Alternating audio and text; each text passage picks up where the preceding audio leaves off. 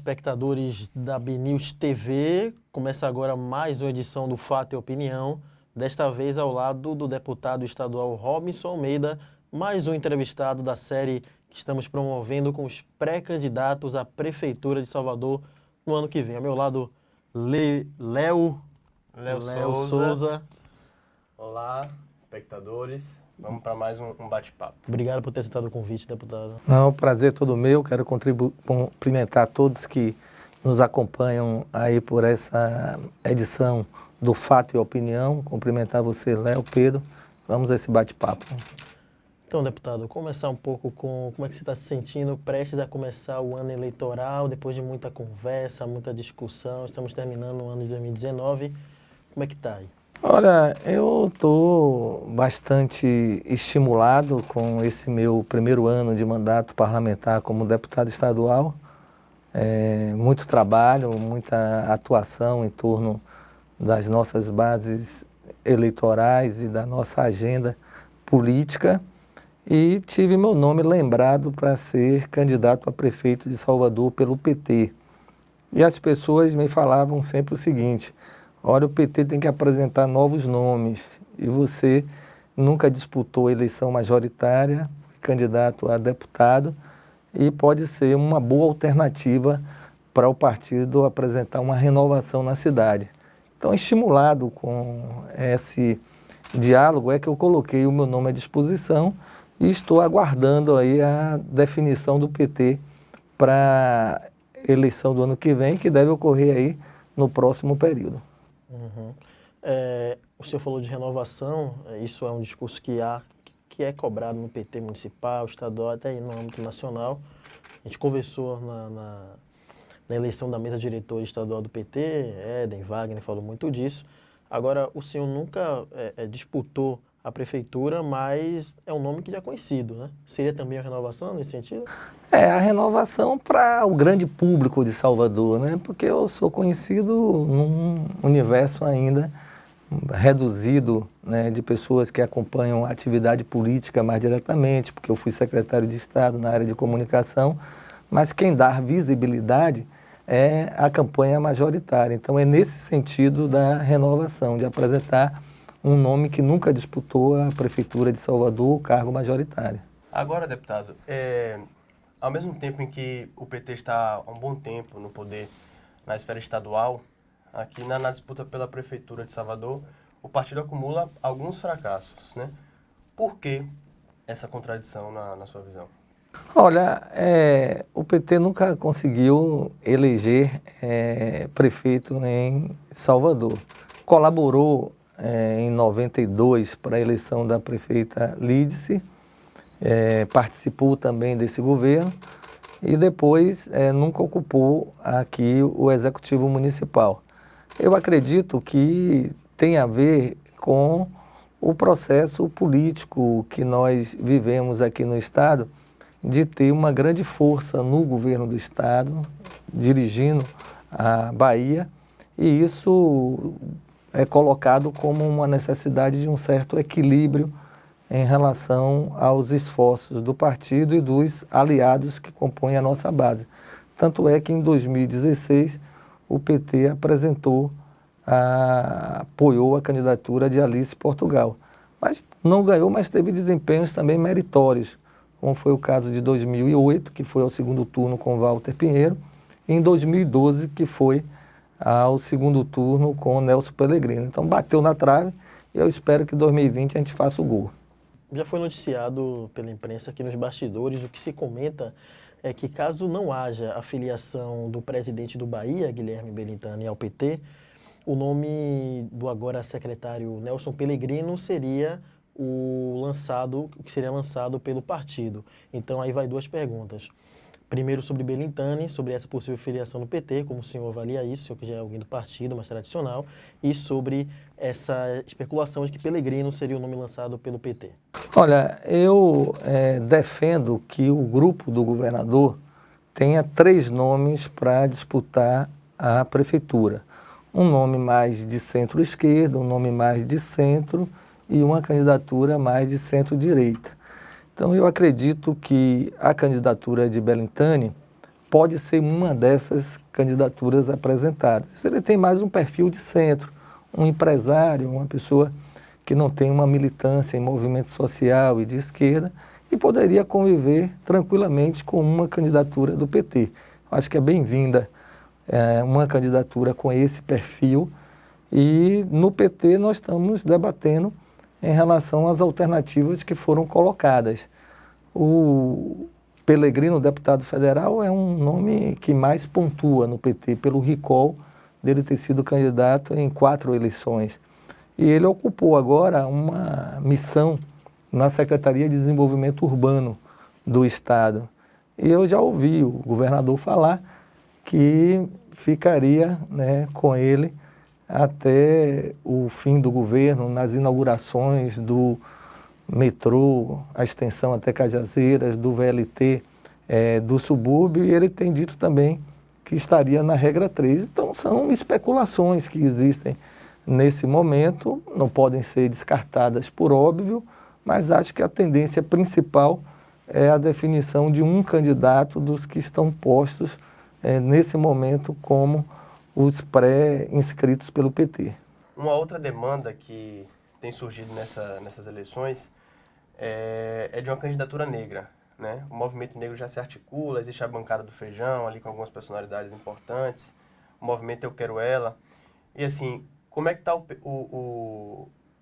PT está voltado para essa discussão e como é que você se enxerga diante dessa discussão, dessa cobrança por uma candidatura com esse perfil no campo da esquerda e você sendo um pré-candidato, mas como homem branco, como você se enxerga? Vilma Reis, inclusive, é pré-candidata também. Com muita naturalidade, eu acho que, né, Salvador, como um Brasil, tem uma desigualdade social muito grande e no caso aqui, né, é a desigualdade racial, que a população negra é quem sofre com a ausência das políticas públicas, a concentração de renda na cidade. Então essa é uma pauta legítima de colocar a questão racial como centralidade de um programa. Isso eu defendo, que o PT tenha na centralidade do seu programa a defesa da igualdade racial, que no fundo aqui nós promoveríamos também a igualdade social. E algumas teses vinculam esse programa a uma candidatura negra, também tem a defesa de candidatura de mulheres, isso é natural, como a mim é atribuído também a necessidade de uma candidatura de renovação. Então faz parte desse mosaico de perfis que estão sendo discutidos, que o fundamental é o projeto para a cidade, seja quem for o candidato do PT, que leve à frente um projeto onde afirme com prioridade a questão da promoção da igualdade racial na cidade, que continua excluindo, né, o povo pobre, o povo negro das oportunidades. É claro, o senhor é pré-candidato, todo pré-candidato não vai ficar falando de vice nem nada, mas como o senhor enxerga, qual a sua avaliação que o senhor faz de apoio a um partido? Porque, por exemplo, e voltando àquele evento da mesa diretora, Olívia Santana, que também é pré-candidata, mulher, negra, também vem desse movimento da bancada do Feijão, do Eu Quero Ela, estava lá e o Davidson Magalhães, que é o presidente estadual do PCdoB, inclusive já disse que quem quer apoio tem que apoiar também. Como é que você avalia essa possibilidade também? Olha, o PT já demonstrou que não há tabu em relação a apoiar outros partidos aqui em Salvador, especialmente, como foi a última eleição, onde nós apoiamos Alice Portugal. Então eu acredito que é legítimo esse puxa-estica que um partido quer o apoio do outro. Agora o PT tem toda a legitimidade para reivindicar, encabeçar uma eventual chapa de esquerda, não só pela sua força social, de ser o partido com maior votação aqui na cidade, inclusive na última eleição de deputado federal, de deputado estadual, e também pelo o seu compromisso com as lutas sociais, a identidade que tem nesse campo de esquerda, deve estar sempre aberto para discutir eventuais apoios, mas creio que nessa eleição o PT tem todas as condições de liderar a chapa de esquerda a ser apresentada. Deputado, como a saída do ex-presidente Lula da prisão, como ela influencia nesse cenário local? Recentemente saiu a notícia aí de que o ex-presidente Lula foi convidado para está aqui na Festa do Bonfim, que é um momento ali chave, né, no cenário político local. Como a saída dele da prisão, esse fato, influencia no cenário para 2020 aqui na cidade? Olha, eu tive com o presidente Lula quando ele veio aqui na reunião do Diretório Nacional. E todos nós lá ouvimos uma tese por ele defendida que o PT deveria apresentar candidatura própria nas principais cidades do país, nas capitais, onde tivesse condições políticas de apresentar. E é uma inspiração a presença do presidente Lula nas campanhas eleitorais. Eu tive acesso a uma pesquisa recentemente que em torno de 40% da população de Salvador diz admirar o PT como o partido político da sua preferência. Então, acho que há um capital político na cidade, há uma liderança muito forte do governador Rui Costa, do presidente Lula, e isso tudo cria condições de competitividade a uma candidatura própria do PT. Creio que o presidente Lula, se vier ao Bonfim, será um fato político relevante. Nós vamos ter o reencontro dele com a população que o admira, que sempre o elegeu maciçamente, grandes votações na cidade, que tem um carinho enorme por ele, como ele tem também pela Bahia e por Salvador. E eu estou na expectativa para caminhar ao seu lado. Existe até a possibilidade dele se mudar, né, para Salvador. Falou isso na reunião, ele disse que tinha sido convidado para vir morar no Nordeste, aí levantou cada um de um estado, vem para o Piauí, vem para Paraíba, começou a disputa lá na reunião. Cada um querendo o capital político. E também a companhia de Lula, a presença de Lula, porque Lula é um ser humano diferenciado, inspirado, agregador, e certamente aqui ele tem uma relação de profunda amizade com o senador Jacques Wagner. Ele contou até um episódio que no hotel onde a gente fez a reunião da Executiva Nacional, ele disse que em 1978, antes da fundação do PT, ali foi a primeira vez que ele discutiu publicamente a possibilidade de construção do PT e que recebeu uma das notícias mais alegres da vida dele, que foi o nascimento do filho, Cláudio. O filho Cláudio nasceu no dia que ele estava num congresso de operários aqui em Salvador. E ele disse que chamou Wagner, Galego, vamos ali, foram tomar um conhaque para comemorar o nascimento do filho que ele estava fora de casa. Então tem essas raízes, tem essas relações que fazem parte da história de Lula com a Bahia, né? Mudando um pouco de assunto, o senhor foi condenado, né, pelo aquele processo impetrado por Neto, prefeito de Salvador, Semineto, pela mãe dele. Como que peta isso? O senhor chegou a reafirmar já as acusações contra ele, mesmo depois da condenação? Em cima disso, deputado, você acha que dentre os pré-candidatos a prefeito do PT, você seja talvez o opositor mais incisivo do prefeito Assemineto? Não sei se o opositor mais incisivo, mas eu defendo um outro modelo de cidade, eu não faço oposição à pessoa, eu faço opção às prioridades que a administração do DEM faz aqui em Salvador. O processo que ele moveu contra mim é por conta dessa minha opção política. Depois de uma notícia do Bocão News, que eu peguei e botei um link no meu Facebook, eu comentei que a prioridade seria o investimento em saúde devido à baixa cobertura da atenção básica, porque faltam médicos, faltam enfermeiros, agentes comunitários para 60% da população. 1.800.000 baianos que moram em Salvador não têm atenção básica de saúde. Essa seria a prioridade e não investir 2.800.000 reais na ONG presidida pela mãe dele. Não tem nenhum adjetivo, não falei nada dele nem da mãe dele. E o DNA de não aceitar o contraditório, não aceitar a crítica. O DNA que o senhor diz se refere ao avô dele. O DNA é da família, né, do avô, ele me processou. E um juiz, né, deu uma decisão injusta. Injusta porque não há calúnia, não há difamação, não há um adjetivo. Então, eu estou acreditando no recurso que fiz para a segunda instância para ter um julgamento mais justo em relação ao que eu fui interpelado pela ação do prefeito. Então, eu continuo acreditando que é possível, sim, a gente construir uma alternativa aqui na cidade, nós recorremos para a segunda instância, agora vai para o TJ e estamos aguardando que a gente possa sustentar a tese de que não houve calúnia, difamação, e sim uma crítica política. O próprio prefeito, quando era deputado, ameaçou dar uma surra no presidente da República. Imagine, se alguém ameaça de dar uma surra nele. Ele ameaçou de dar uma surra em Lula. E nem por isso houve processo desse exagero no flare político que ele não usou. E ninguém foi para tribunal acionar nada. Então, é esse estilo que é um estilo dele, baseado aí no autoritarismo e não conviver com a crítica política. Agora não me intimida, eu continuarei criticando as coisas que eu acho que mereçam críticas em relação à cidade. Agora mesmo nós assistimos às enchentes em Salvador nesse período, e eu creio que o orçamento de 2020 deveria contemplar mais essas obras de infraestrutura para conter alagamentos na cidade. Deveria O senhor ter não acha que a prefeitura tem investido nessa área?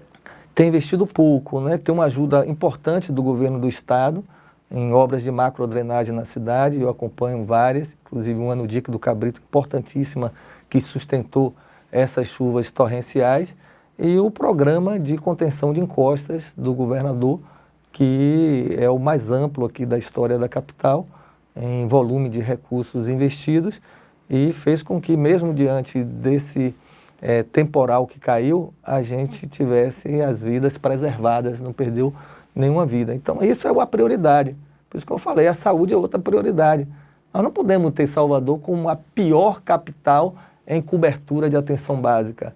Nós precisamos cerca de 600 unidades de saúde da família. Salvador, no último levantamento, tinha apenas 237, o que dá 38,8%. Mais de 60% da população, aí eu falo quem mora no subúrbio, quem mora em Cajazeiras, não recebe a visita de um agente comunitário de saúde. E isso tem um reflexo no funcionamento do sistema único, porque quem tem uma pressão alta, quem tem glicemia alta, poderia ter ali um tratamento preventivo, e com a ausência dessa atenção básica, evolui para uma situação de crise que ele vai procurar a média e a alta complexidade, ou vai para uma UPA, ou vai para um hospital, e já chega com a sua saúde debilitada. Então, investir em atenção básica é fundamental para dar saúde à população. E esse é um dos maiores equívocos dos 8 anos de gestão do DEM aqui em Salvador, não ter priorizado a intervenção na área de saúde. Pelo fato do senhor também ser deputado estadual, isso me lembra, e o senhor falou de Rui, falou de Neto, me lembrou do acordo que foi ventilado na imprensa que o governador teria fechado com o prefeito para envio das PECs da Previdência. O governador, inclusive, não falou com a imprensa no último evento público, coisa que ele não costuma fazer, no TRE. Ele foi assinar um termo de cooperação com o presidente do TRE, e foi justamente depois da aprovação da urgência da PEC na ALBA. Como é que o senhor enxerga esse suposto acordo que foi noticiado pela imprensa justamente entre Rui e Neto? Olha, o prefeito ficou aí 7 anos criando dificuldades para o governo do estado. Os alvarás para as obras do metrô lá no início da sua gestão, as dificuldades de intervenção das obras estruturantes do estado, os corredores de tráfego, a linha vermelha, a linha azul, problema com a Embasa o tempo todo, sempre fazendo luta política, criando aqui e ali uma dificuldade para as coisas andarem em harmonia. Quando chega no último ano do seu mandato, ele se auto-intitula Paz e Amor, ou seja, reconhece que ele era malvadeza durante 7 anos e agora quer botar o rótulo de Paz e Amor, que é para vender à população uma ideia de que ele nunca dificultou, que o grupo dele nunca dificultou, que sempre teve uma relação bem harmônica entre governo do estado e prefeitura, e não é essa a realidade. Isso talvez faça parte de algum tipo de oportunismo eleitoral do prefeito para apresentar o seu projeto em 2020. E esse caso eu li também na imprensa, mas eu tive uma reunião com o governador e toda a bancada do PT junto, e hora nenhuma nós ouvimos essa informação de eventual acordo entre esses grupos políticos, eu vou chamar assim, liderados no governo do estado por Rui, liderado aqui em Salvador pelo prefeito, em torno dessa pauta, dessa agenda. Eu li na imprensa, quando a imprensa coloca a fumaça, pode ter fogo, né? Na maioria das vezes, vamos aguardar para ver. Então, o senhor não concordaria com esse tipo de acordo? Eu não conheço qual é o acordo, eu não sei. O que eu acho que... Facilitação na aprovação tanto da PEC municipal quanto estadual. O que eu acho é que a autonomia das casas, né? Então, são matérias de natureza distintas, né? A Assembleia deve, né, se debruçar sobre a sua pauta, a sua agenda, né? Assim como a Câmara também deve se debruçar e, com a autonomia das casas legislativas e a independência dos deputados, analisarem e ter o curso normal de debate, discussão e aprovação. O senhor é a favor de reforma da Previdência dos servidores estaduais? Olha, Duas em menos de um ano, né? Eu tive nessa reunião que eu falei com o governador, foi apresentado para nós o esboço do que seria enviado para a Assembleia. Isso foi na semana passada, início da semana passada. Naquele mesmo dia que teve a inauguração do CAPS lá da Boca do Rio. Exatamente. E o governador diz o seguinte, mesmo tendo enviado as medidas no final do ano passado, né, agora o governo federal exigiu que todos os estados e municípios façam os ajustes de acordo com o que foi aprovado nacionalmente. Aí é o seguinte, exigiu por quê? Porque coloca que se até 30 de junho não tiver feito o processo nos estados e municípios, ficarão sem a certidão previdenciária. Então, há uma portaria baixada pelo governo federal que municípios e estados perderiam a certidão previdenciária se concluído esse prazo dos próximos 6 meses não tivesse feito os ajustes para adequar a legislação nacional. E a PEC paralela, o comentário no meio político é que ela não prosperará, que ela não tem condições políticas de ser aprovada no Congresso. Por isso que as iniciativas devem ser tomadas. Deputado, alguns membros da base do governo, alguns deputados se queixam ali de que o governador Rui Costa não atende muito os deputados, enfim, sempre com sua agenda lotada. Ele foi questionado recentemente sobre isso, né?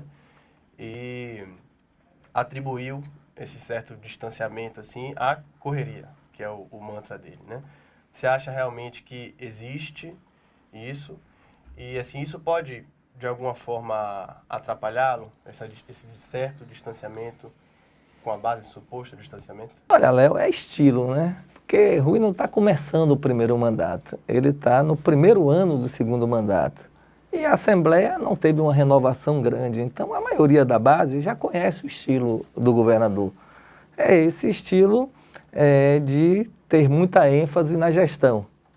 A ênfase do governador é para a gestão. Eu estive com ele quinta-feira em Paripiranga, entregando obras, anunciando outras em um ritmo intenso, e você vê que aquilo ali preenche ele pessoalmente, né? Você vê uma pessoa realizada, estando naquelas atividades públicas como governador, encontrando com o povo, uma fala longa, didática, pormenorizada sobre as ações. E esse tempo para as conversas políticas sempre é reclamado, né, pela base, por conta, especialmente da aproximação de 2020.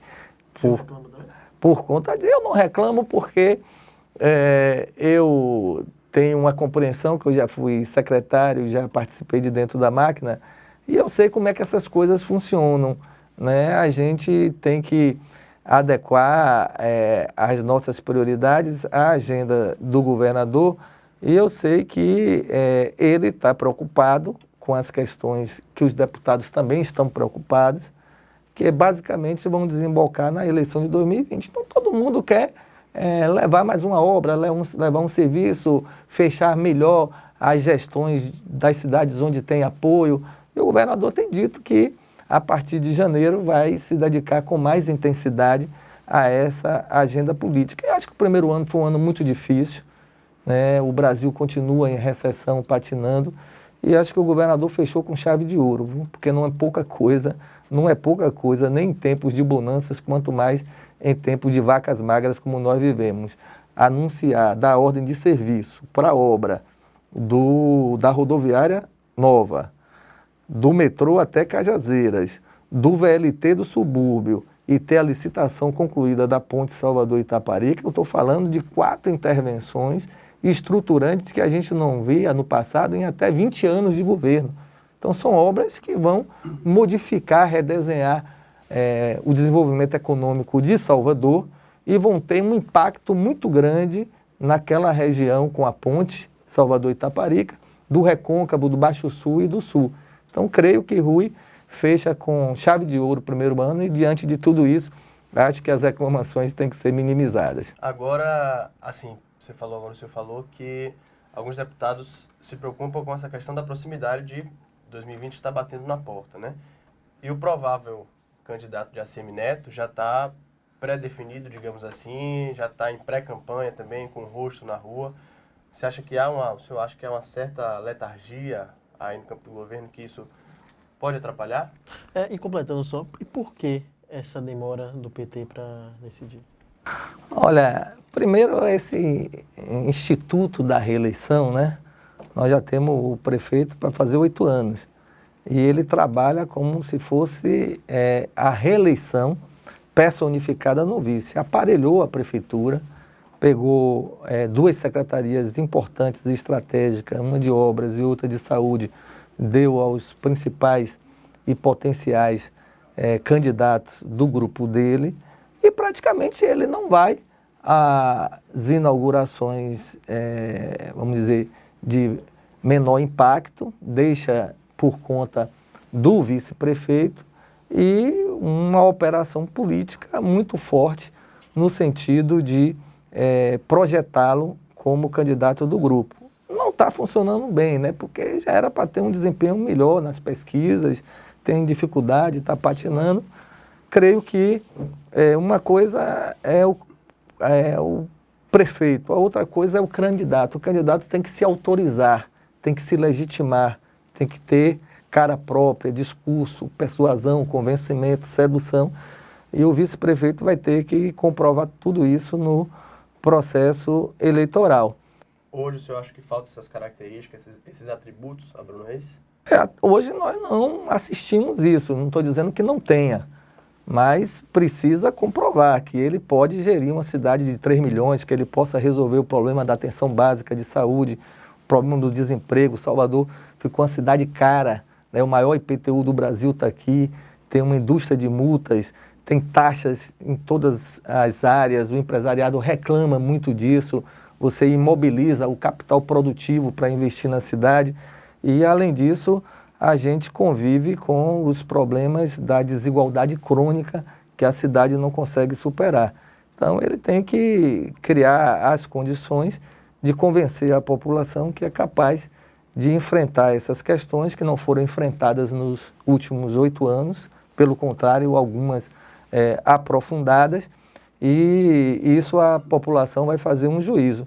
E do nosso lado, talvez combinando aí com a questão anteriormente aqui debatida, né? O time do governador conduziu o processo político geral.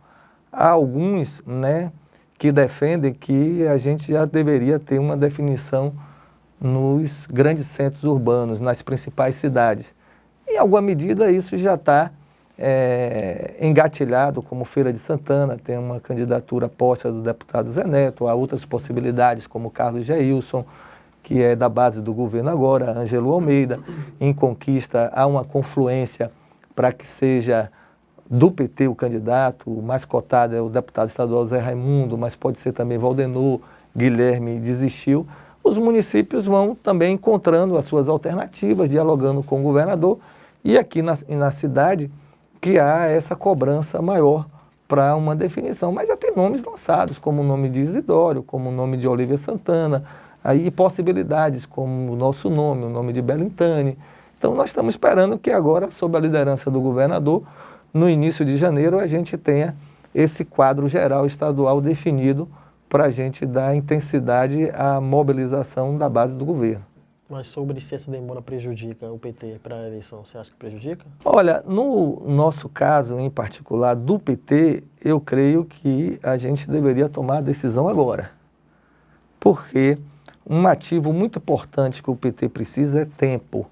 Nós precisamos de tempo para conversar com a população e essa simpatia que existe de quase 40% do eleitorado com o 13, com a estrela do PT, poder se materializar em alguém, em um candidato, né? Com o tempo curto é mais difícil de você colocar para as pessoas quem é o candidato, qual é o seu projeto, qual é o seu programa.